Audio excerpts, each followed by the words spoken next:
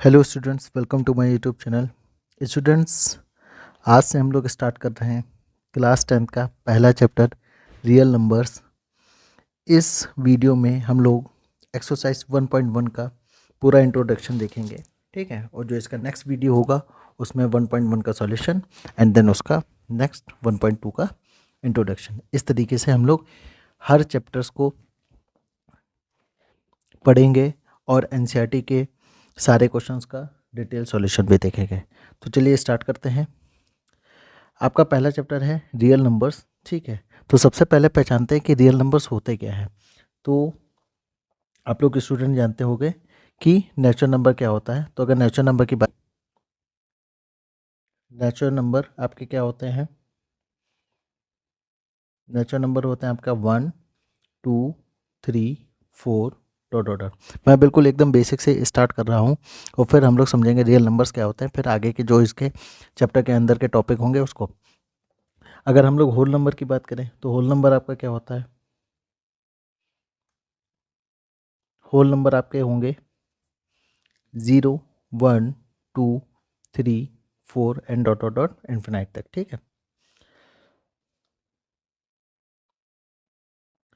अगर इसी में हम लोग बात करें इंटीजर, इंटीजर की बात करें तो इंटीजर आपका क्या होता है? Dot dot dot dot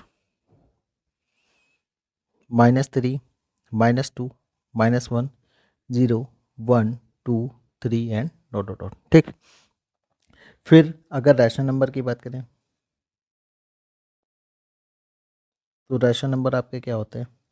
rational number आपके, उसमें आपका इंटीजर भी आता है, होल नंबर भी आता है, नेचुरल नंबर। जैसे हम लोग बोल सकते हैं -3/2, -1, 0, 1, 2, 3, 4/9 एंड डॉट डॉट डॉट, ठीक है।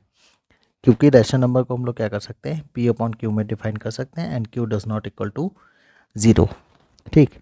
तो अगर इस तरीके से हम बात करें कि एक्चुअल रैशनल नंबर जो है, रैशनल नंबर में आपका इंटीजर आता है, होल नंबर आता है और नेचुरल नंबर आते हैं, सारे आते हैं, ठीक। अगर हम लोग इर्रेशनल नंबर की बात करें,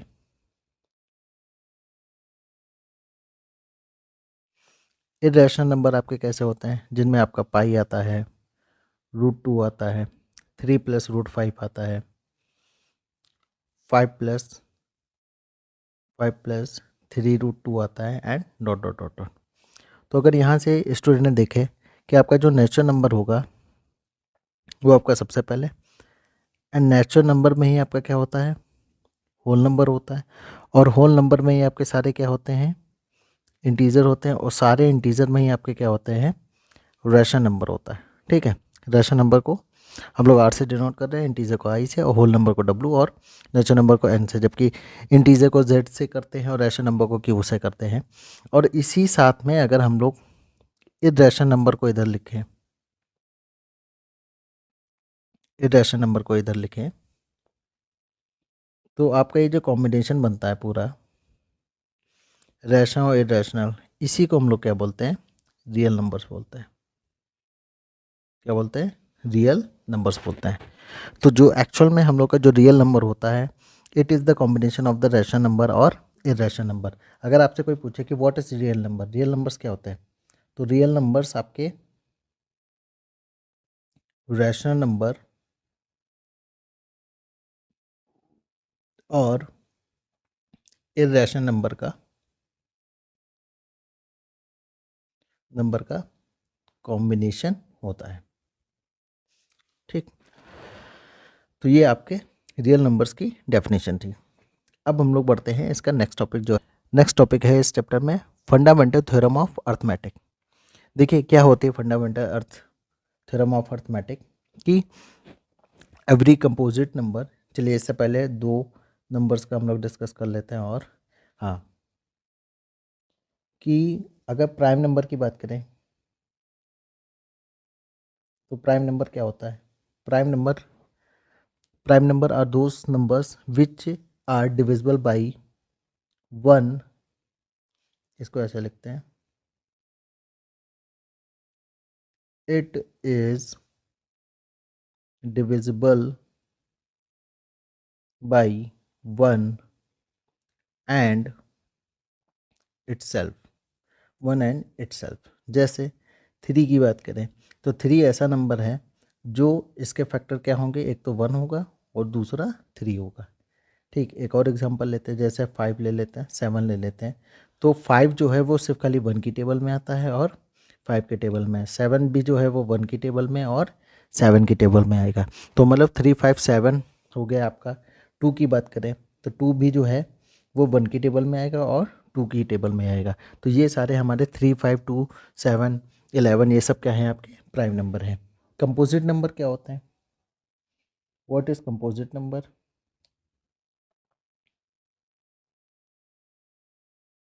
composite number those numbers which has more than 2 factors. ठीक है, मतलब इनके जो फैक्टर्स होंगे वो क्या होंगे, मोर देन 2 होंगे। जबकि प्राइम नंबर के सिर्फ खाली क्या होता है, एग्जैक्टली 2 फैक्टर्स होते हैं। इसको हम लोग प्राइम नंबर को ऐसे भी लिख सकते हैं, it has exactly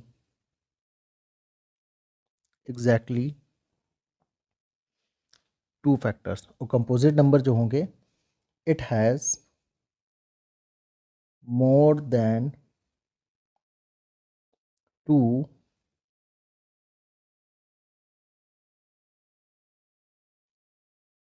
more than 2 factors.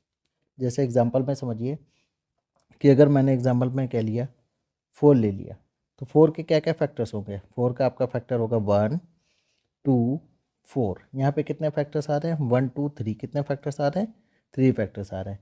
अगर एग्जांपल में ले लें हम लोग 8, तो 8 के फैक्टर्स कितने होते हैं? 1 2 4 8। यहाँ पे कितने फैक्टर्स आ रहे हैं? 4 फैक्टर्स आ रहे हैं। ठीक है, तो जिनके 2 से ज़्यादा फैक्टर्स होते हैं वो आपका कंपोजिट नंबर, और जिनके एग्जैक्टली 2 फैक्टर्स होते हैं वो आपका क्या होता है? प्राइम नंबर होता है। तो यहाँ पे कंपोजिट नंबर आपको समझ में आ गया होगा, आई होप, कि जिनके 2 से ज़्यादा फैक्टर्स होंगे, जैसे 4 हो गया, 8 हो गया, आप 16 ले लीजिए, तो 16 का फैक्टर क्या होगा? 1 से भी डिविजिबल, 2 से भी डिविजिबल है, ठीक है, 4 से डिविजिबल है, 8 से डिविजिबल है, 16 से डिविजिबल है। तो ये सब, ये हमारा 16 जो है वो आपका क्या है? कंपोजिट नंबर है। तो अब बढ़ते हैं अपना नेक्स्ट टॉपिक जो है वो,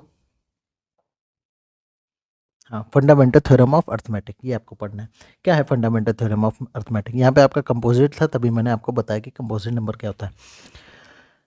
फंडामेंटल थ्योरम ऑफ अर्थमेटिक कहती है कि every composite number can be expressed, express का मतलब यहाँ पे क्या है कि फैक्टराइज, उनको फैक्टराइज किया जाता है as a product of prime, as a product of primes, and this factorization is unique apart from the order in which the prime factors occur। कि एवरी कंपोजिट नंबर की, कोई भी कंपोजिट नंबर जो होगा उसको इस तरीके से एक्सप्रेस किया जाएगा कि वो एज अ प्रोडक्ट, वो किसका प्रोडक्ट होगा? प्राइम नंबर्स का प्रोडक्ट होगा, एंड उसका जो फैक्टराइजेशन होगा वो क्या होगा? अपने आप में यूनिक होगा, मतलब वो किसी से सेम नहीं होगा, वो अपने आप में एकमात्र होगा, अलग होगा, अपार्ट फ्रॉम द ऑर्डर, और उसका जो ऑर्डर है इन विच द प्राइम फैक्टर सकस, और ऑर्डर जो हो सकता है वो इधर उधर हो सकता है, उससे कोई फर्क नहीं पड़ेगा। जैसे कि हम लोग बात करें, एक एग्जांपल को लेते हैं, जैसे हम लोग 24 ले लेते हैं एग्जांपल में,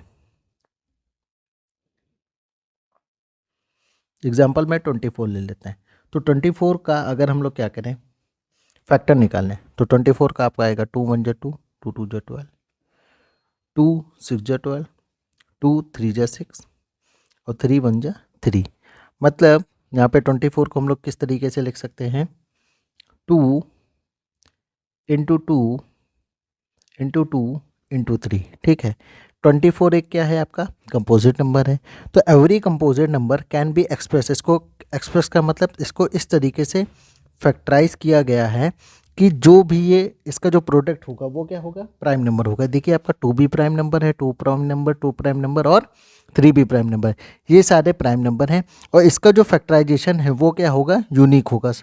कभी भी 24 का जो फैक्टराइजेशन है वो किसी भी दूसरे नंबर के फैक्टराइजेशन का सेम नहीं हो सकता। अगर आप क्या करें, 12 का निकालें, ठीक, 12 का आप निकालोगे, क्या आएगा फैक्टर? 2 6 2 3 जा 3 1 जा 3, मतलब इसका जो फैक्टर आएगा वो आपका आएगा 2 इंटू 2 इंटू 3। क्या कभी ये 12 का फैक्टर जो है वो 24 के फैक्टर्स के बराबर हो सकता है? कभी नहीं हो सकता। क्यों? क्योंकि उसका जो प्रोडक्ट ऑफ प्राइम है वो अपने आप में अलग है और इसका जो है वो अपने आप में यूनिक है। तो जो फंडामेंटल थ्योरम ऑफ अर्थमेटिक है वो यही कहती है कि कोई भी कंपोजिट नंबर जो होगा उसका प्रोडक्ट ऑफ प्राइम्स और जो उसका फैक्टराइजेशन है वो क्या होगा? यूनिक होगा। इस हिसाब से जितने भी कंपोजिट नंबर हैं उनकी बात हम लोग कर रहे हैं, ठीक है। तो ये आपका कंपोजिट नंबर हो गया। अब हम लोग का एक टॉपिक बचता है एचसीएफ और एलसीएम, फिर हम लोग इसके एग्जांपल्स करते हैं। तो पहले बात करते हैं एचसीएफ की। एचसीएफ क्या होता है? एचसीएफ को हम लोग लिखते हैं हाईएस्ट कॉमन फैक्टर, ठीक है। तो एचसीएफ को हम लोग क्या लिखते हैं? Highest common factor. एचसीएफ को हम लोग एक चीज़ और बोलते हैं जिसको बोलते हैं हम लोग जीसीडी। क्या बोलते हैं? जीसीडी। इसकी जो फुल फॉर्म होती है वो होती है ग्रेटेस्ट कॉमन डिवीज़र, ठीक है। तो चाहे वो एचसीएफ हो या जीसीडी हो, कोई दिक्कत नहीं है, दोनों चीज़ें क्या होती हैं आपकी? सेम होती हैं। तो देखिए एचसीएफ कैसे निकालते हैं।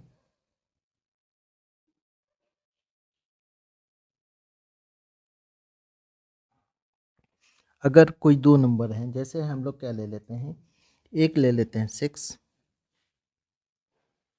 एक ले लेते हैं 6 और दूसरा ले लेते हैं क्या? 20, और इसका हम लोग एचसीएफ फाइंड करते हैं। तो 6 का फैक्टर हम लोग क्या करेंगे? पहले निकाल लेते हैं। 6 का फैक्टर होगा 2 3 और 20 का फैक्टर होगा 2 10 टाइम्स, 2 5 टाइम्स और 5 बन जा 5।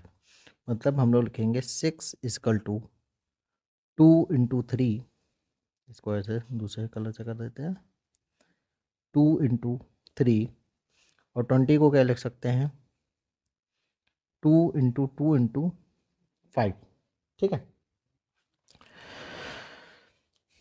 तो एचसीएफ अगर निकालना होगा, एचसीएफ ब्रैकेट में 6, 20 का, तो इसमें देखेंगे जो हाईएस्ट कॉमन फैक्टर है। तो यहाँ आपका क्या आ रहा है? 2 कॉमन फैक्टर आ रहा है, ठीक है। तो यहाँ पे जो इसका एचसीएफ होगा वो आपका क्या होगा? सिर्फ 2 होगा। एक तो तरीका ये होता है कि जो आपके कॉमन फैक्टर्स मिल रहे हो उनका पेयर का सिंगल डिजिट हम लोग लिख सकते हैं और वो आपका क्या हो जाएगा? एचसीएफ हो जाएगा। बट जो आपकी एनसीईआरटी बुक में दी है वो एचसीएफ ये दिया गया है कि जब भी आप एचसीएफ क्या करेंगे? फाइंड करेंगे, तो एचसीएफ फाइंड करने के लिए क्या होना चाहिए आपका? Product of the smallest power, product of the smallest power of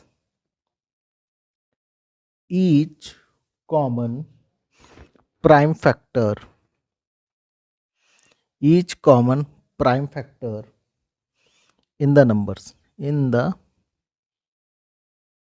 numbers, ठीक है। देखिए फिर से क्या है कि एचसीएफ जो होगा वो क्या होगा? Product of the smallest power of each common prime factor, जो भी कॉमन प्राइम फैक्टर आ रहे हों उनकी स्मॉलेस्ट पावर।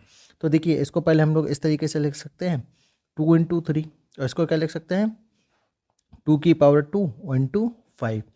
अब यहाँ से देखते हैं, अगर एचसीएफ आपका निकालना है इसके अकॉर्डिंग, इस डेफिनेशन के अकॉर्डिंग, तो एचसीएफ देखिए क्या होगा? एचसीएफ इस डेफिनेशन के अकॉर्डिंग होगा कि प्रोडक्ट होना चाहिए किसका? स्मॉलेस्ट पावर का ऑफ ईच कॉमन फैक्टर। तो ईच कॉमन प्राइम फैक्टर कौन सा है? ईच कॉमन प्राइम फैक्टर सिर्फ खाली यहाँ पे क्या है? 2 है। ऊपर दिया है 2 की पावर 1, यहाँ पे हम लोग इसको 1 कर सकते हैं, और नीचे क्या दिया है? 2 की पावर 2। तो इनमें से कॉमन क्या है? 2 की पावर 1 कॉमन है, तो 2 की पावर 1 का मतलब क्या होता है? 2 होता है। तो इसका एचसीएफ जो आएगा वो आपका 2 आएगा। फिर समझिए कि यहाँ पे क्या दिया है यहाँ पे दिया है कि जो प्रोडक्ट होना चाहिए वो स्मॉलेस्ट पावर होना चाहिए किसका, of each common prime factor का। अब देखिए यहाँ पे 2 तो क्या है, दोनों में कॉमन है, क्या 3 और 5 कॉमन है, नहीं कॉमन है। कॉमन क्या है आपका, 2 कॉमन है। अब 2 की पावर यहाँ क्या है 1 है, और यहाँ 2 की पावर कितना है 1 है, तो 2 की पावर 1 और 2 की पावर 1 दोनों क्या होगी, इक्वल होगी। इसी वजह से हम लोग यहाँ पे क्या लेंगे, 2 की पावर 1 लेंगे। ठीक है, एक और तरीके से बता सकता हूँ, जैसे मान लीजिए आपको दिया है 2 की पावर, दूसरा ले लेते हैं, जैसे 3 की पावर 2 दिया है और इंटू 5 दिया है इंटू 7, और नीचे आपका दिया है 3 की पावर 3 इंटू 5 इंटू 11। ठीक, अगर जैसे इसमें एस निकालना तो आप एस क्या करोगे, एस देखोगे स्मॉलेस्ट पावर, तो यहाँ पे 3 की और कॉमन होना चाहिए, तो 3 की पावर 2 है, यहाँ पे 3 की पावर 3, तो पहले क्या होगा 3 की पावर 2 आ जाएगा। फिर 5 कॉमन है, 5 की पावर 1 है, 5 की पावर 1 है, तो कितना आ जाएगा 5 आ जाएगा। तो आपको स्मॉलेस्ट पावर देखनी है किसमें, उनके प्राइम स्मॉलेस्ट पावर देखनी है उनके कॉमन फैक्टर में। तो जो भी स्मॉलेस्ट पावर होगी उनके कॉमन फैक्टर में, वही आपका क्या होगा, एच होगा।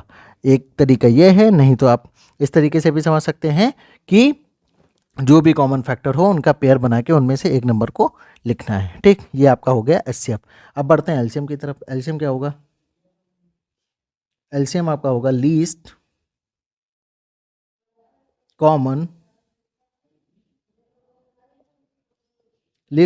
मल्टीपल। एलसीएम का मतलब क्या होता है, least common multiple.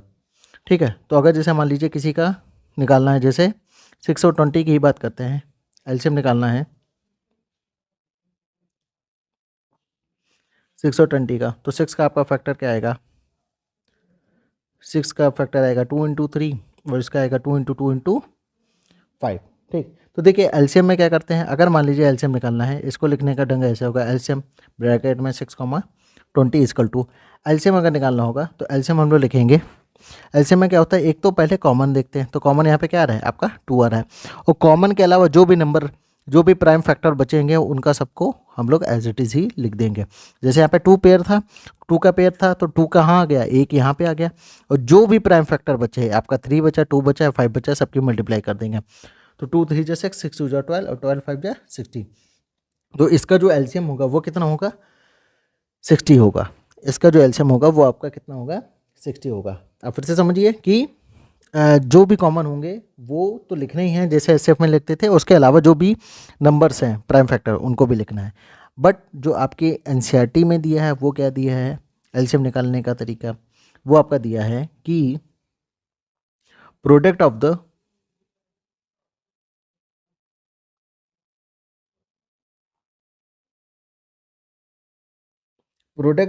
Greatest power of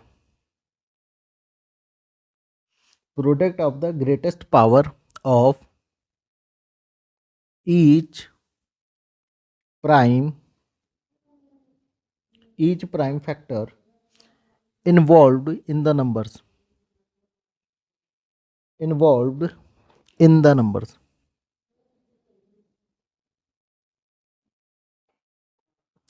कि product of the greatest power, product होना चाहिए किसका, ग्रेटेस्ट पावर का होना चाहिए, और each prime factor involve in the number. देखिए कैसे निकालते हैं इसको, देखिए क्या करेंगे, इसको आपको पावर में लिखना होगा, तो 2 इंटू 3 रहेगा, और ये कितना होगा 2 की पावर 2 इंटू 5। अब देखिए इसमें क्या कह रहा है कि प्रोडक्ट होना चाहिए किसका, ग्रेटेस्ट पावर का, ग्रेटेस्ट पावर का होना चाहिए, और हर एक प्राइम फैक्टर का। एचसीएफ में क्या करते थे, एचसीएफ में हम लोग को ईच कॉमन प्राइम फैक्टर का लेना होता था, वो भी क्या, स्मॉलेस्ट पावर। एलसीएम में क्या करना पड़ेगा, ग्रेटेस्ट पावर लेनी पड़ेगी हर एक प्राइम फैक्टर को। तो पहले किसकी बात करते हैं, 2 की बात करते हैं, तो यहाँ 2 की पावर कितनी है 1, और यहाँ पे 2 की पावर कितनी है 2, तो यहाँ पे क्या लेंगे, यहाँ पे हम लोग लेंगे 2 की पावर 2, क्योंकि इसका जो ग्रेटेस्ट पावर है वो कितना है 2 की पावर 2 है। फिर आते हैं ईच प्राइम फैक्टर का लेना है, ठीक है। फिर किसकी बात करेंगे, 3, 3 तो है नहीं, 3 सिर्फ खाली सिंगल है, तो यहाँ पे क्या ले लेंगे 3 ले लेंगे। फिर क्या लेंगे 5 सिंगल है, तो यहाँ क्या ले लेंगे 5 ले लेंगे। तो यहाँ पे जितने भी प्राइम फैक्टर थे उनका सबका ग्रेटेस्ट पावर जो ले लिया है, तो 2 की पावर 2 कितना होगा 4 3 5, 4 3 जा कितना 12, और 5 इक्वल टू कितना आ गया 60 आ गया। पहले भी 60 आ रहा था, अब भी 60 आ रहा था। ये आपका एनसीईआरटी बुक के अकॉर्डिंग है। तो आपका एलसीएम जो आएगा वो आएगा 60। अब इसमें एक टॉपिक और है लास्ट में कि जो रिलेशन होता है किसके किसके बीच में, इसको चलिए साइड में कर लेते हैं। कि अगर कोई दो नंबर हैं, to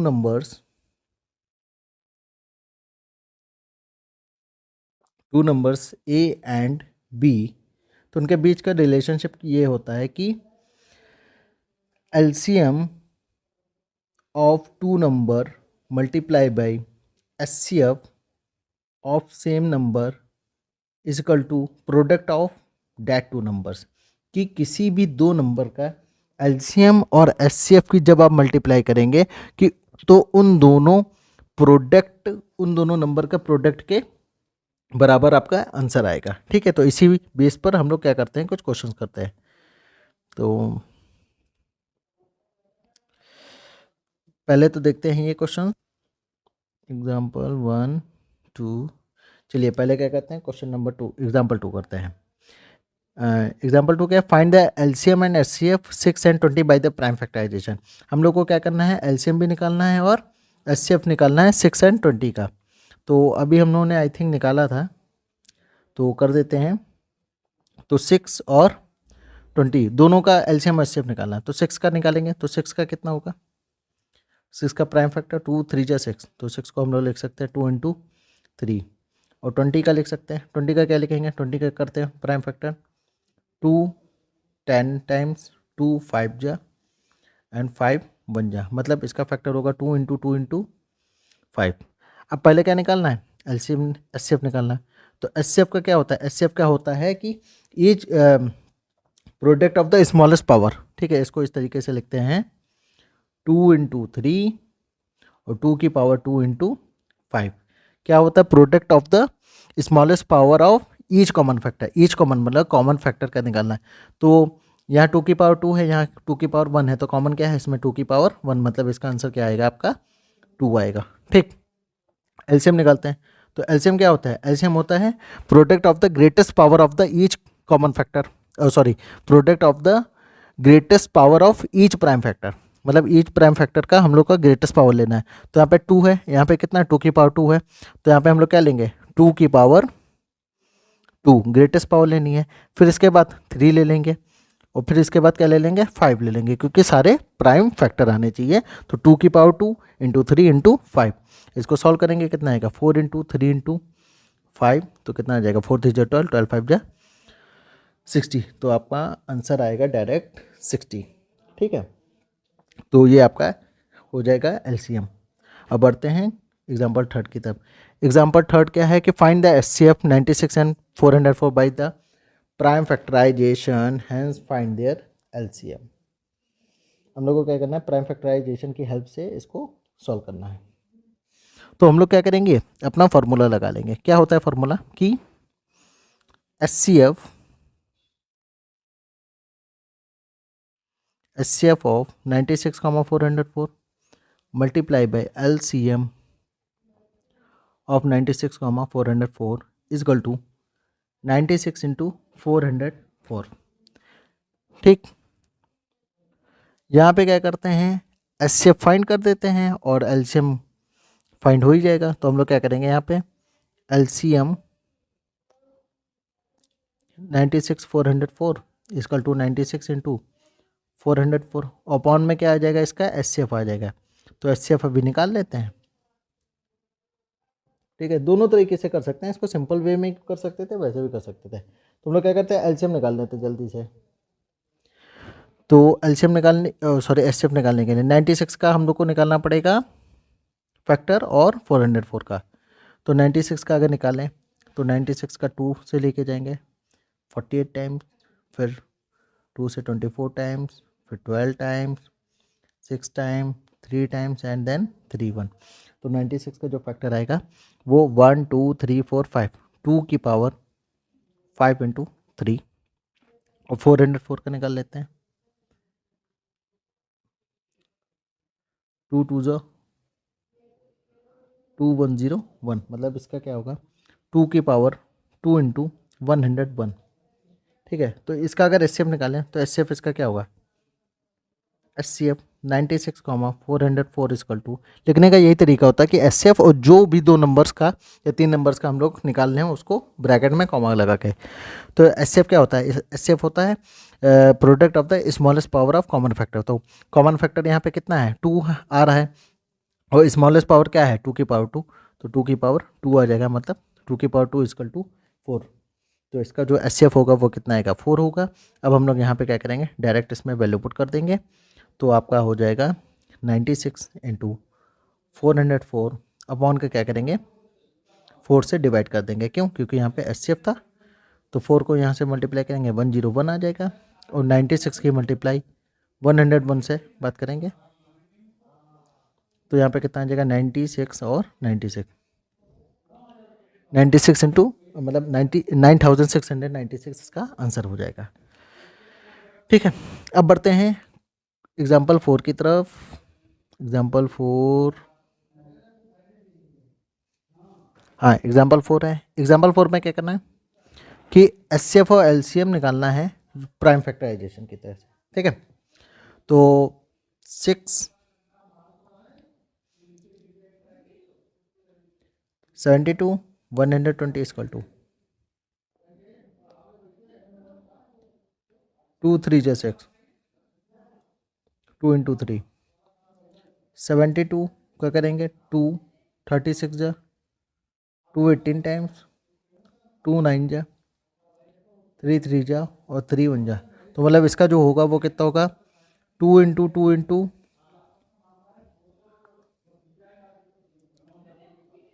120, 215, 2 into 2 into 2 into 3 into 5, ठीक है। तो यहाँ से क्या करते हैं, पहले HCF निकाल लेते हैं। तो HCF 6,72 और 120, तो इसको इस तरीके से लिख लेते हैं, 2 इंटू 3, 2 की पावर 3 इंटू 3 की पावर 2, 2 की पावर 3 इंटू 3 इंटू 5, ठीक है। HCF 6,72 एंड हाँ, तो इसका जब HCF निकालेंगे तो HCF क्या होता है, least common product of the smallest common factor. तो स्मॉलेस्ट पावर 2 की पावर कितनी है, 2 की पावर आपकी 2 है, तो हम लोग क्या लेंगे यहाँ पे 2 की पावर 2, कॉमन उसमें 2 है। और 3 की बात करें तो 3 की स्मॉलेस्ट पावर कितनी, 3, तो 2 इंटू 3 कितना हो जाएगा, 6 हो जाएगा। तो यहाँ पे LCM इसका आएगा, सॉरी HCF आएगा 6। LCM की बात करें तो LCM 6,72 120 इक्वल टू, LCM जो होता है product of the greatest power of each prime factor का ग्रेटेस्ट पावर। तो 2 की बात करें तो 2 का कितना होगा आपका, 2 की पावर हाईएस्ट है इसमें 3, 3 की हाईएस्ट पावर है 2 और 5 का 5 है, तो 2 की पावर 3 8, मतलब 3 की पावर 9 और इसका 2 5, तो 72 इंटू 5 360, 360, ठीक है। तो 360 इसका क्या आएगा, आंसर आएगा। अब हम लोग का एक एग्जाम्पल बचता है, मोस्ट इंपॉर्टेंट एग्जाम्पल, ये खूब पूछा जाता है एग्जाम में। तो ये आपका क्या होगा, देखिए क्वेश्चन क्या है कि कंसीडर द नंबर्स 4 की power n and where n is natural number, तो check whether there is any value of n for which 4 की power n ends with the digit 0, ठीक है। तो इसमें क्या होगा, तो अगर बात करें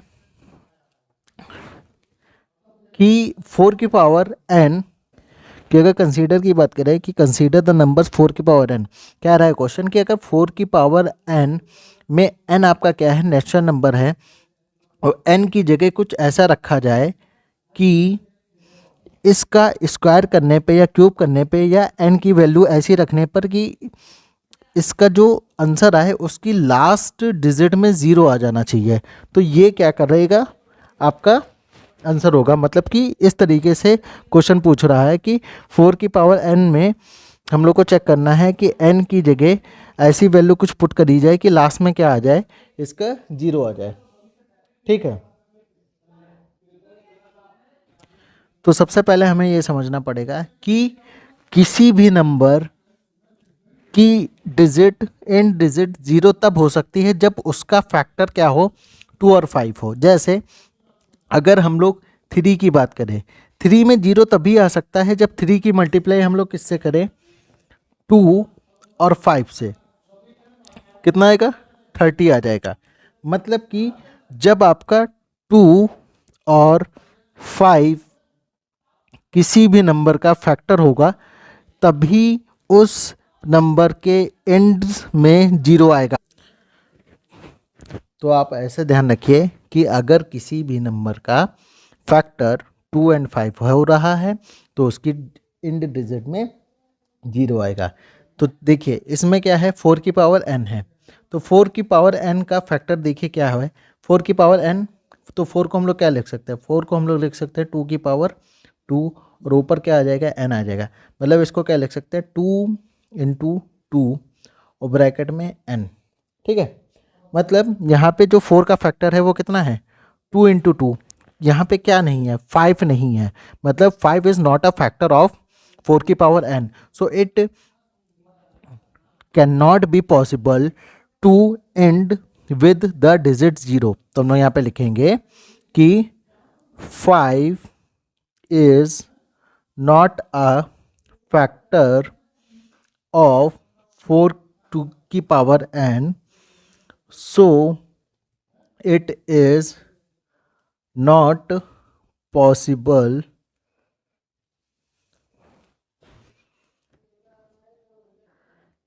ends with the digit 0। ठीक है, अगर इसी क्वेश्चन में अगर इसका जो फैक्टर है वो सपोज करिए अगर ऐसा आ रहा होता कि 2 की पावर 2 एंड 5 की पावर n, तो जैसे ही यहाँ पे 2 के साथ 5 आ जाता तो इसका आंसर क्या होगा, 10 की पावर n।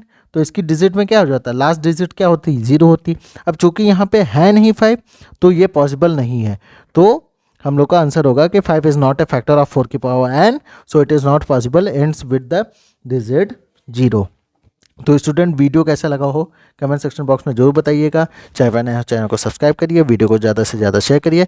अब जो इसका नेक्स्ट वीडियो आएगा उसमें हम लोग क्या करेंगे, सॉल्यूशन करेंगे 1.1 का, और फिर उसके बाद जो उसका नेक्स्ट वीडियो होगा उसमें 1.2 का क्या करेंगे, इंट्रोडक्शन करेंगे। Thank you very much.